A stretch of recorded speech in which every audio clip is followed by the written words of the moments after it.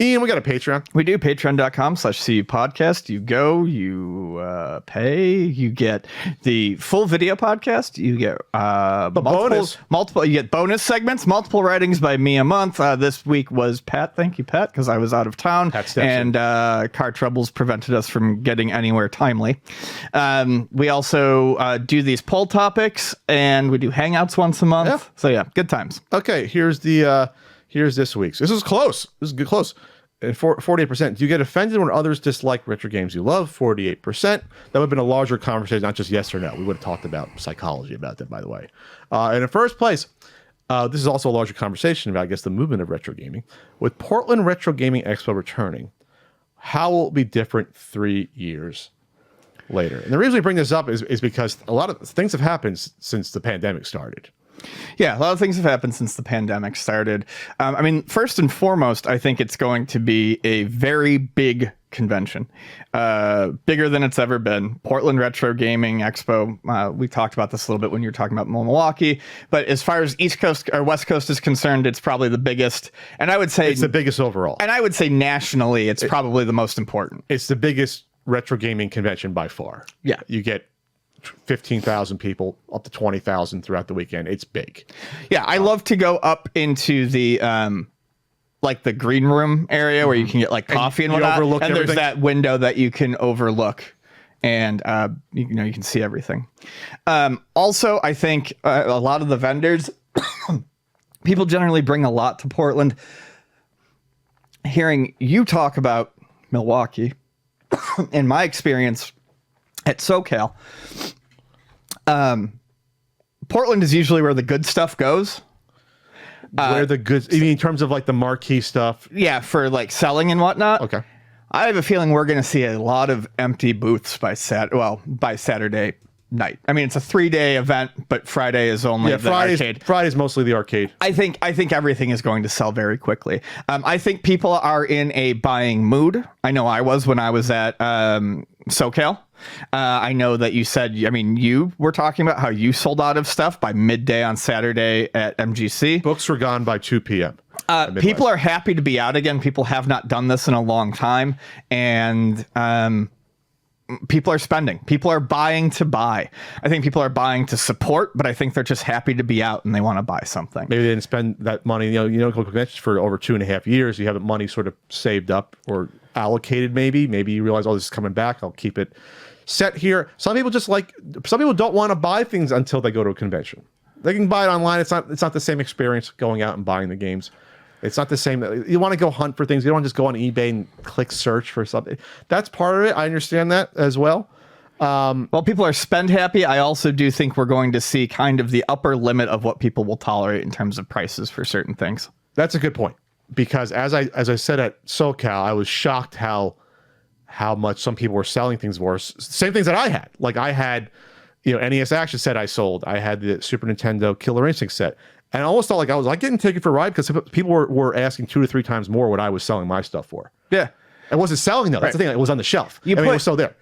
So you look at it and it's like you combine the fact that people are being spend happy right now with the fact that coming out of the pandemic and the way the video game prices are, I think we're going to see people really pushing it this year. If people in this sort of buying mode aren't buying your stuff at that price. Yes. I think after that, this is going to be a pinnacle point, I think, where not everything is going to come down. I don't believe in this fast deflation, but I think we're going to maybe see the maximum of what we're going to see. I'm slightly more bearish than you. I think, because we're still 6 months away, 5 months away. I think, by that point in time, you might be right. It might be the point where, because we saw this in 19. Remember, in 19, we saw people not buying things that they saw. Yes, but I mean, I'm just saying this is a perfect storm because in 2019, there was no reason that people had been to conventions. There was no reason they were spending extra. Sure. So the fact that people want to spend extra now, if your prices aren't moving, then you've really missed the mark. Yes. So the gamut's going to be, are they going to spend more because they haven't been out there? Will the prices, like you said, will the prices be too high where it's like, that's even too high for me, I'm priced out? Yeah, because when I started going back to conventions last year and seeing like Genesis and Super Nintendo games and NES games being 2 to 3 times that I remembered, I'm like, wow, okay, all right. Are people gonna be buying all these? Like if a dealer has 1,000 games out there and they're 2 to 3 times on average what they used to be in 19, are you going to get people buying those, or are we going to see a correction happen on some of this? And I think we're definitely in a new bubble. It's definitely a bubble because it was deflating. Yes. We talk about the price deflate. I mean, Ian talks about, I think one thing he said, like he saw Earthbound, no one buying Earthbound in 19. It was sitting there. Yeah. I saw. And it wasn't even at like a stupidly high price. It was more than it should have been, but it wasn't insanely high. 200 or something. It was like, yeah, it was convention priced probably at like 200 or 220 when it probably should have been 180. Someone could have talked it down, but the fact that no one had. The fact that it was still there. The fact that it was still there. I mean, Earthbound never makes it through. I didn't, at least not in the early to mid. No, not in the 2010s. I did not notice an Earthbound the past convention at all. I didn't notice it in the box or loose. I did not notice one at all. And the Genesis games were sitting there. Super Nintendo games were sitting there in 2019. I remember. I believe it was Double Jump. Those fine folks there. I looked at they had their marquee case, Ian, of all the quote unquote like top tier NES games, Bonk's Adventure, Power Blade 2, stuff in the several $100 range, let's say $300 up. And I went on Saturday and on Sunday, I noticed they were all there. They were all there, just about. And I said, "Are these selling? Are these ones?" Like, no, they're not. They're not moving. They haven't been moving. So that told me that people have enough and they're priced out, or a combination of that. So now the pandemic happens. Like Ian, we were going over this 1,000 times. People want something to do. There's more stimulus money, perhaps. People are at home. They're looking in their closets. They're digging up old shit. Everyone and their mother had another year need something to relationship with the Wii. Yeah. I mean, like, it was just, you needed something to do. And that's when people, because you're sitting around, you start looking it up. You start seeing it's worth money. The prices go up. People get It gave it a shot in the arm, the stuff from the 80s and 90s, like a one last shot in the arm. So yes, because Nintendo, especially NES, was certainly on its way down in 2019. It absolutely was. I talked for 99% of the games. Yeah, it absolutely was. And I'll get into arguments with people. I've been going to conventions since 2010. I see the trends. I'm not going to lie when I said. I don't ever like to like boast, but I worked in a fucking video game store for 15 years. But there's people out there who try to take shots and say, we don't know what we're talking about. It's like, dude. I mean, I watched it. I watched people come in, and I watched 10 people come in to buy NES games every day, down to I'm lucky if I sell a stack of NES games in a week. And the prices just aren't there. We cannot ask for the same prices. Sure. And then the pandemic helped, obviously. Yeah. Oh, sure. Yeah. Yeah, so it's like go back to supercars. The example Ian always brings up. I love supercars as an example. It's a shitty top-down racer, but I love them. But it's very hard to find. Yeah. And I mean, I couldn't get rid of it for $20 before the pandemic hit. Yeah. But all of a sudden, you couldn't probably keep a game like that. No, anything like that got super popular. Like a Motor City Patrol, or a game that's like uncommon and worth a little bit, or rare, or worth a little bit of money. I had a Motor City Patrol, and I priced it at like next to nothing because the label had a rip in it, and it just sat there for like a year and didn't move. It was around 2019. And that would tell me that's a game that someone would have snapped up immediately in 2015. That's a game you won't find easily. Right. You go to a gaming convention, you might find one of those or two, like a Bases Loaded 4, like a game that's very uncommon or rare, where you have to like search high. You're not going to find it at the flea market easily. A game like that, you're going to be looking forever. So, with all that said, what about the graded games? Because obviously in 2019, WATA had a huge presence there. Lots of things have happened. This is not to sound. Is that Ian's computer making a sound for once? Yeah. Oh, this is not to sound negative to Portland, but Portland being the biggest convention, you are more likely to have people come to Portland who would be interested in that. Portland gather there. Yes, Portland brings all the collectors together, and that's kind of what I was saying. Like, there are conventions that definitely feel more like they're for in all things. All hobbies, there are conventions that feel more geared towards the people who are concerned about the price and pristineness of something. And then there are, conventions that are more guaranteed to the people who are just into stuff to have. It's for records, it's for video games, it's for memorabilia, anything like that. So you're more likely to get all the WATA, or excuse me, the graded game dealers, and also the speculators will come out at that one. And honestly, I can't make a prediction I'll leave that to you. I can't either. I just know what I see. I just know that, too many games. Before the pandemic, people, you had like 5 or 6 people buying up as much as they could. They knew what was coming. Sure, they knew it. Yeah, I talked about that in Carl Job's video. I talked about that, including a guy that graded for them buying everything. Guy works for the fucking company buying up stuff, and I'm looking at this guy like, why is he putting games in the back? Is he going to grade them? Dumb patch. I realize, Pat thinks people have ethics. I assume people have ethics. That's my mistake. My mistake for thinking this was on the up and up. My mistake there back in 2019. What do I know? Talking to the guy that creates it, saying, yeah, we're going to do this the right way. What the fuck do I know? Getting lied to my face, right? What do I know? Anyway, but I've been at enough conventions to see that almost no one buys graded games. Talked about it being next to a dealer at Long Island. I was going to say, even going back to Long Island, you didn't have, I mean, he even said to you, I mean, he was a nice guy. But Very yeah, nice it's just guy. like, yeah, Super I nice think guy, he sold Dan. like 3 things all weekend. Yeah, you make connections, but like you don't sell anything. Right. I was just at this convention. Milwaukee was pretty big. Almost no one was selling graded games. Maybe 1 or 2 people. SoCal, there was only a couple people. But you don't see people walking around with them or buying them. Yeah, SoCal didn't have a lot either. And then at the WADA booth for consignment, I think I saw all weekend. I had time, especially later Saturday, Sunday, because I didn't have much there. Took a little break and walked around. Maybe 1 or 2 people I saw sitting down talking to WADA all weekend. Right. So Yeah. it just was what it was. It just was what it was. So I think that might be. Well, here's the other thing too. They weren't a pariah back in 2019. No. Now they are. Yes. So I think that was actually something I meant to mention. I didn't. Okay. Yes, that is one of the bigger differences. Is back then, WADA was still kind of this. It's interesting. I viewed it with skepticism, but I mean, I still thought that they were at least better than VG.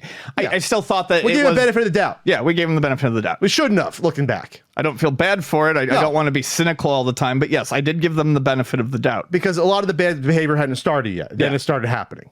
Then it was in full gear, right there. With the Pawn Star stuff and everything else happening, and all these fucking articles that did no due diligence at all about all the relations between people. So they'll probably still be there, especially since it's under new ownership. Yes. But like the PR damage has been catastrophic to them, and we don't know by the fall if we're going to be in the midst of some sort of litigation. 5 months ago, we have no idea. So it'll be interesting to see that. In terms of what Ian, Litigation moves slow. Sure. I don't know why you'd say it. You know, why would you have knowledge of that? But what's interesting though is that also we're going to see even 3 years ago we saw the changing of what people are interested in.